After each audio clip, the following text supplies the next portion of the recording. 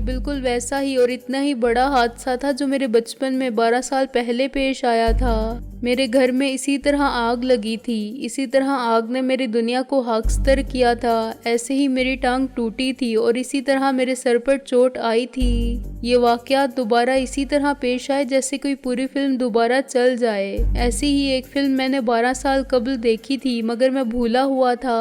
ہوش آنے پر مجھے پرانی فلم کے سارے واقعات یاد آ گئے اور ذہن نے جب 12 سال پیچھے سے سفر شروع کیا تو زمانہ حال تک ہر گزرا ہوا لمحہ ایک زنجیر کی کڑی بن گیا۔ فاطمہ کی موت سے مجھ پر کیا بیتی اس کا بیان میں الفاظ میں کیسے کروں؟ مجھ سے سب کچھ چھن گیا تھا، میرا گھر، میرے بیوی بچے، میری ملازمت، میرا مستقبل، میری خوشیاں اور میری سب امیدیں سب آگ میں جل کر راکھ ہو گئی تھیں۔ 40-42 ہزار کے نوٹ بھی اسی آگ میں جل گئے تھے لیکن ان کا مجھے خیال تک نہیں آیا۔ چوتھے دن میں ہسپتال سے فرار ہو گیا، ٹرین میں بیٹھا اور لاہور آ پہنچا۔ خدا کی بڑی مہربانی کہ اس نے مجھے زندہ رکھا اور اس صدمے کو برداشت کر جانے کا حوصلہ دیا۔